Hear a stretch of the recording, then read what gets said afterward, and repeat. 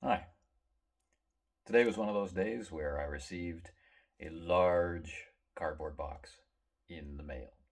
Once again, this one's coming from Games Quest, so I don't have any particular reason to worry about the condition of the products inside because it was delivered by courier and the transit time was less than 2 days, even traveling from the UK to Korea. And so the box wasn't really subjected to damage and the usual strange things that the postal department can get up to. But I also know that it will be well packed. So even if something untoward did occur, there are protections inside the box to mitigate that eventuality. Well, what did I get? Today, delivered via GamesQuest for Free League, I received Twilight 2000. This is a game that I didn't own when it was new in any of its editions. And while I've always been interested in it, just money, time, and access never aligned when the game was available in stores and when I lived in places where there were stores that sold such things. But anyway, now I have an opportunity with my new interest in the Year Zero system and my ongoing interest in this type of fiction and this type of setting for roleplay. It's a great opportunity to explore a new take on Twilight 2000 with my memories of having lived through the period in which it's set and the political environment of those days, and my greater perspective on how the world works by being significantly older than I used to be. Anyway, we have a very large box filled with, by all reports, extremely well made material. So let's take a look at that. So I mentioned it was a large box.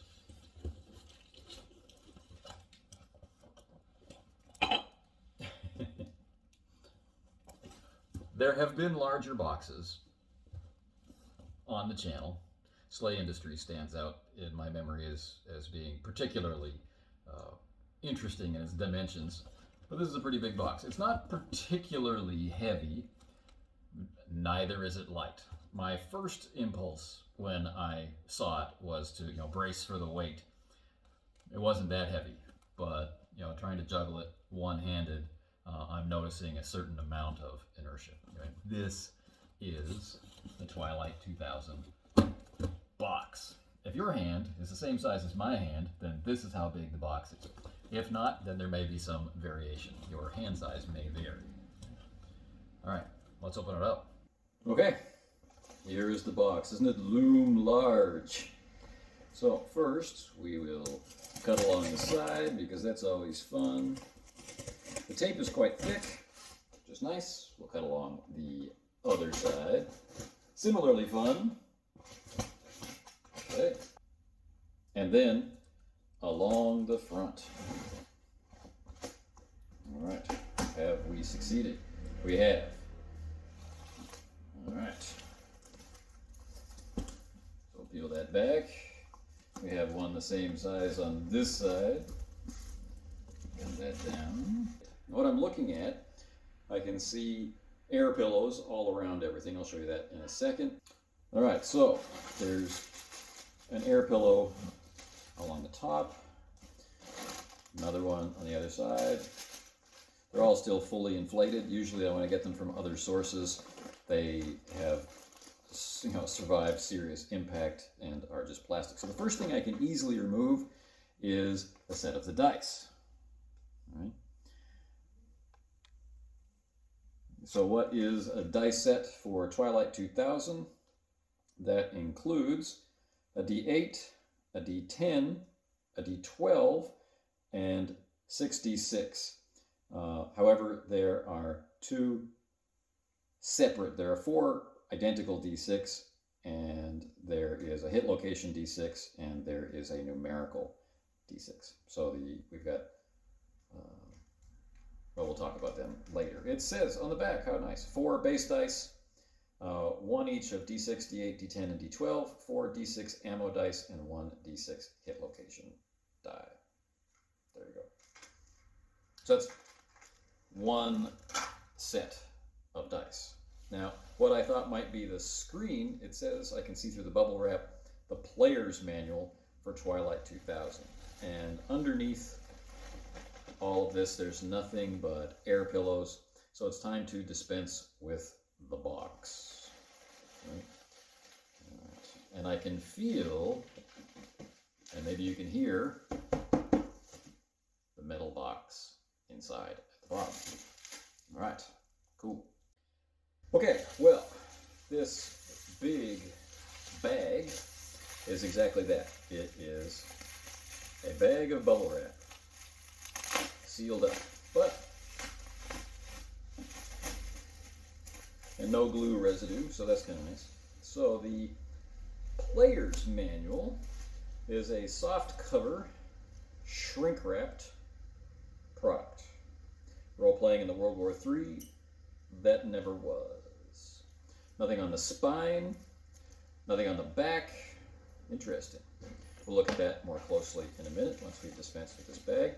Then, this feels very hard. This is the referee's screen. Twilight 2000 Deluxe referee screen in landscape format. Okay. Give us an idea. Very lonely situation. We'll open that and take a look at it in a minute.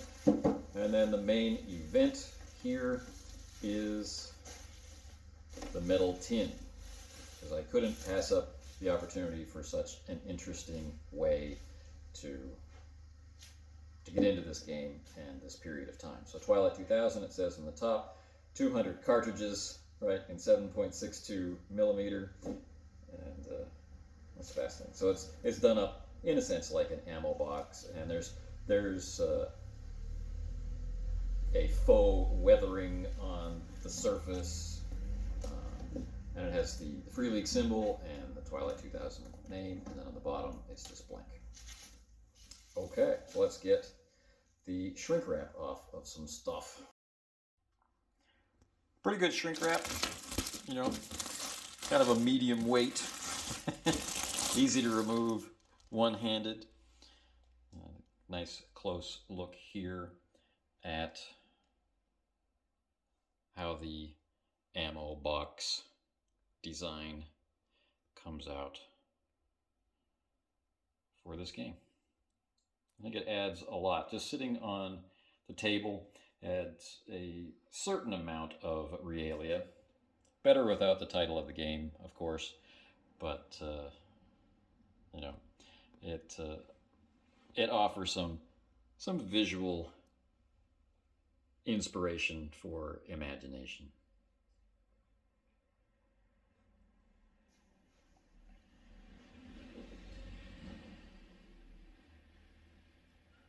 Okay, I've removed the shrink wrap and opened the screen, as you can see, to help reduce some of the glare. I've also removed the shrink wrap from the softcover player's manual and the box of the box set. The dice are still safely in their package. So I haven't taken the top off yet, so let's see how things are arranged. Of course, now I'm concerned I might not be able to get the top off with, oh, yes, there we go. Good satisfying tin sound. Okay, that's interesting. Okay, well, first thing we see is a games catalog for Free League. Can't blame them for that. And all the exciting things which are now available. That's interesting. Throw away. Do not eat. Okay, consider it done. All right, so there's a plastic tray in here to hold all the items. That's nice. So on top we have top secret, it says. All right, let's not look too deeply at those, just in case they are extremely top secret. Yes. Okay. So that's nice. A briefing for a specific situation with maps and other details that you can hand to the players. That's slick. We have, of course, the hex maps, the larger hex map, character sheet, character sheets. Oh no. Yes. So a number of character sheets. How many? 1, 2, 3, 4, 5. Interesting number. More maps. These are cardstock. Okay. Still more glossy cardstock. Yes, and then we start getting into counters. All right. Under the counters, we have the referee's manual. Similar size and design to the player's manual. Also soft cover. Another player's manual. So I take it back. The player's manual is heavier and thicker. More silica gel.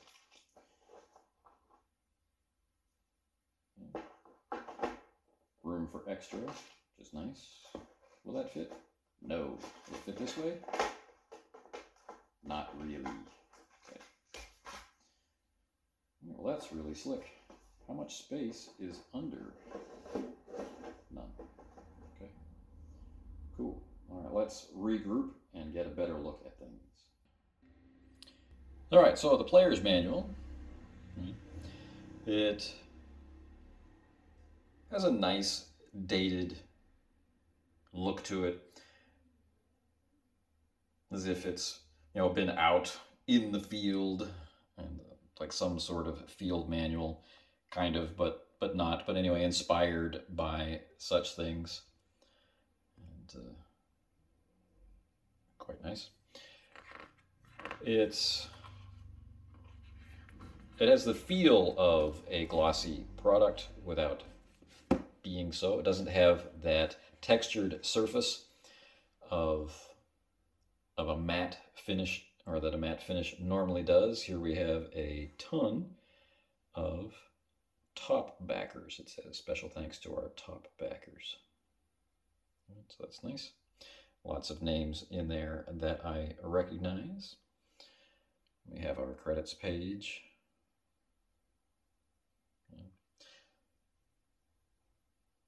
So this is a Frank Chadwick game. If you're not familiar with Frank Chadwick, it's certainly a name to investigate. All right, so we have a nice mix, as is usual with Free League, between text-focused pages and image-focused pages. All right, so we'll do a quick physical look through this way, but we'll also put up an easier to see tour of the pages to run along with the video. All right. So this is quite solid, quite heavy. It runs 152 pages to the end of the index. Yes. Right. As you can see, it's a reasonable size font. It's widely laid out. It's easy to read in PDF. It's easy to read in hand. Quite like it. Things are organized in a format that makes it possible to read on your phone or on your tablet or on your laptop without a lot of readjustment. So that was very refreshing for me. And it alternates between kind of a period font, like a typewriter, and a more typical font that's just easier to read. So it's all in all not bad. It doesn't go in a big way with trying to capitalize on this, making it look like a period document, or at least making it look like a thematic document, the way we imagine a military book or document might appear, but it doesn't shy away from it as a theme either. So it's nice. The referee's manual is a little smaller and so a little lighter, but has exactly the same feel and production quality, has the same kind of mystique about it. And when we look inside, we'll see it's laid out in similar fashion. There's regular art, there is some impactful art for headers or for chapter breaks and that sort of thing, but mostly there's a focus on getting the information in front of you. Again, with the same font choices and call out boxes in their document style. So inspiring, but not distracting. So I quite like it. Okay. Pretty easy to read, which is so important these days where we're all so busy, right? Okay. So again, you're seeing this play out across the screen. Anyway, now it's going to be easier for me to show the maps as overlays on the screen. So forgive me for not trying to spread these out and juggle camera operation duties. So we've taken a look at how all of this fits together. Let's take a closer look at the tokens. Right? Some of them definitely look like tokens we don't want to see. All right. Now, of course, some people are going to want to play the game using miniatures and hex style combat using those miniatures, and others are going to want to play more in a theater of the mind style. Not that I'm a big fan of that name. Others are going to imagine, like role players have always done. Let's take a look at the dice. I think it'll be easier to open these than the other choices, but still, one moment, please.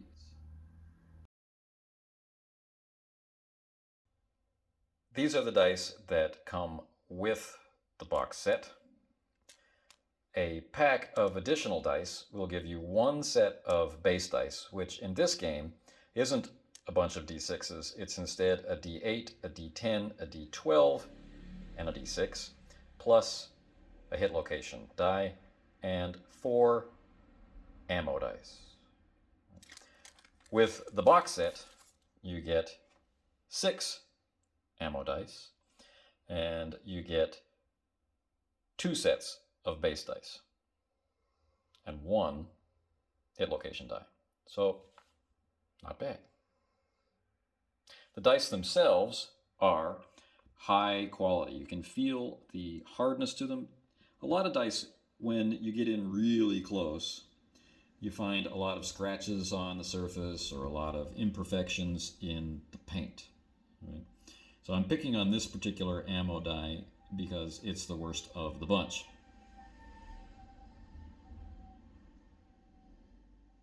All right. Not bad.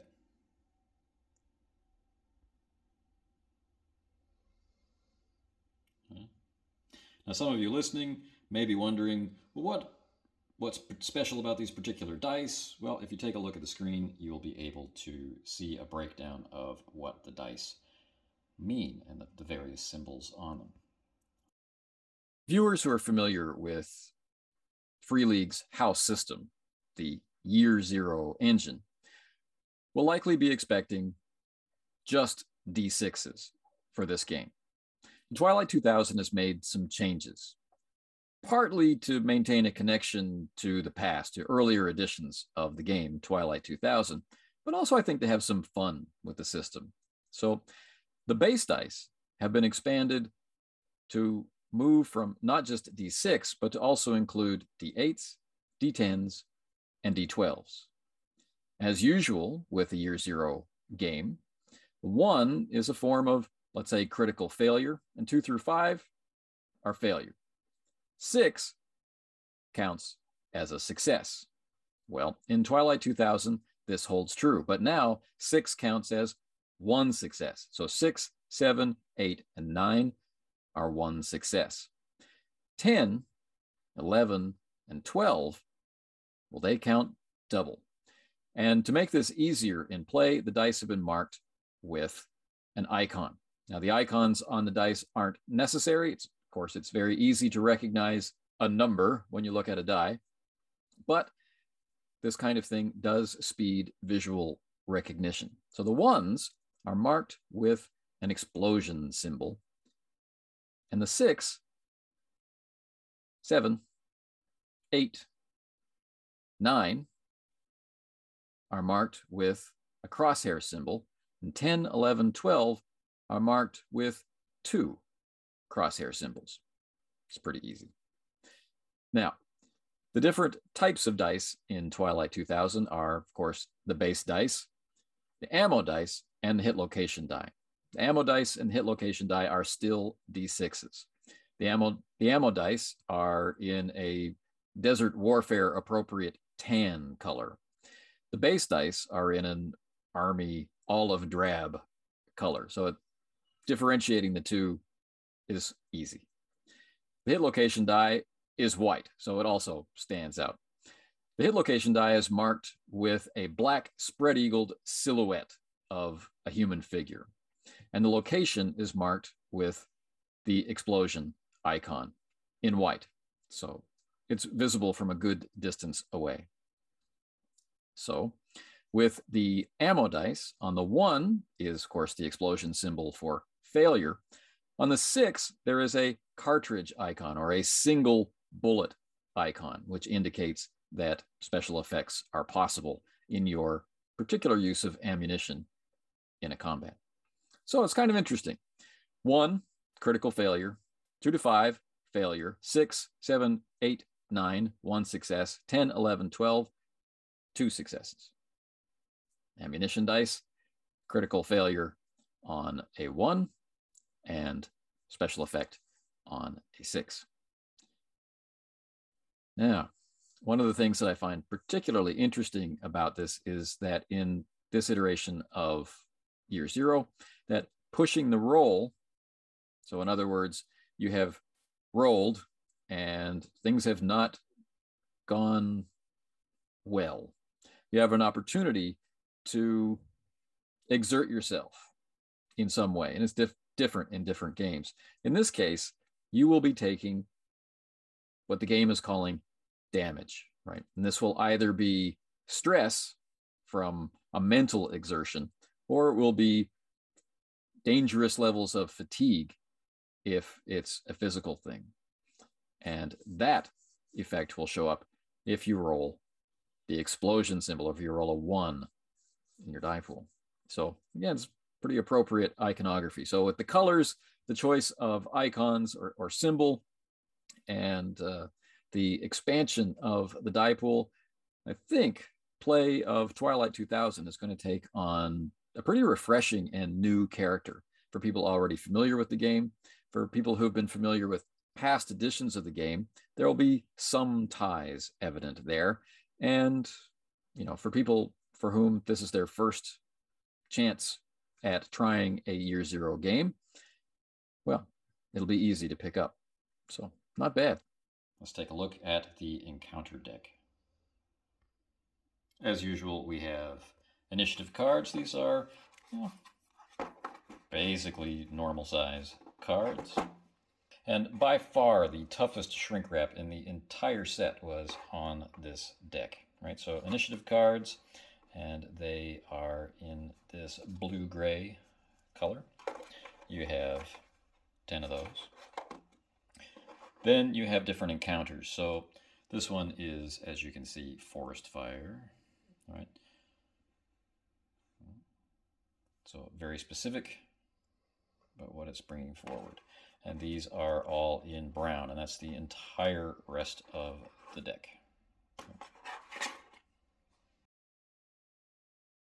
All right, so these are all the things that came in the box. So as a last look and farewell to those things, let's see if we can get them back in the box. So we have our in-the-box version of the player's manual. We have our in-the-box version of the referee's manual, and I'm kind of curious, can I get the second player's manual in here? And everything else? Well, let's find out. So we have our cardstock counters, and we have our large variety of maps, and our character sheets, and more maps, and our top secret dossier. And that looks like that's going to fit in there just fine. Yeah, no trouble. What about the screen? Will the screen also fit in there? Well, before we try that experiment, let's take a look at the screen.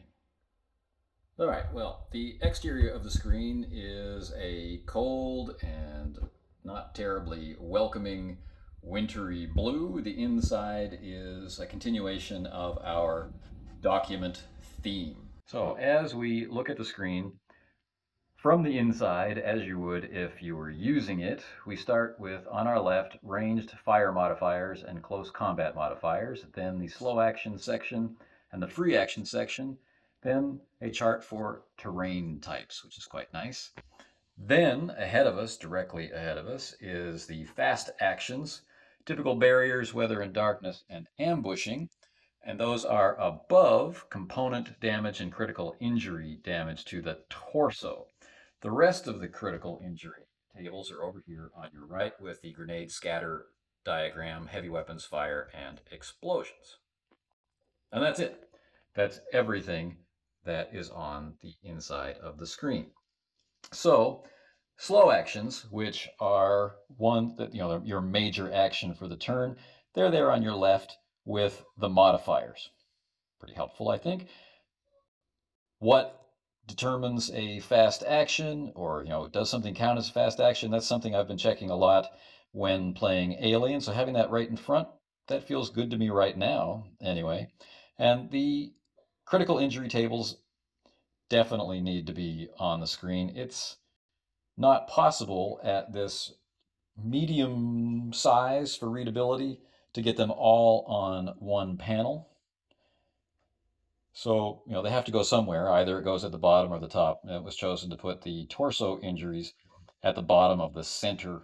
So that's pretty easy to find too, I think. But use will determine, how well this is laid out, as always. But let's take a look at the other side. We have an excellent matte finish with nice depth of field in the illustration. Of course, we have the title of the game on it, but it's quite small. It's a very lonely image, I think, and gives a sense of exactly what to expect from the game. So I think it's, dead on for Twilight 2000's fantastic looking screen on the exterior. So the last question that remains is, can the screen fit in the tin with both copies of the player's guide? Or even, can the screen fit in the tin at all? Well, there's only one way to find out, and this is it. So it does fit inside the boundaries of the plastic tray, but it does not fit below the edge of the tin and could not be made to do so. So it's your choice. If you have ordered this particular package and you have 2 copies of the player's guide, what is going to go in your tin? The books or the screen? If you don't have 2 copies of the player's guide, then everything will fit in the box. And that's pretty cool. All right, well, that brings about the end of our unboxing of Twilight 2000 by Free League, the 4th edition of this venerable and memorable game. We'll be doing more videos in the future as we move from simply admiring the game into learning the game and then playing the game. So until then, take care. Somebody wanted to be in the video, which is fine. But lacking thumbs, there's going to be some difficulty in you assisting. So maybe it's time for you to get down. What do you think? You want to get down? Okay.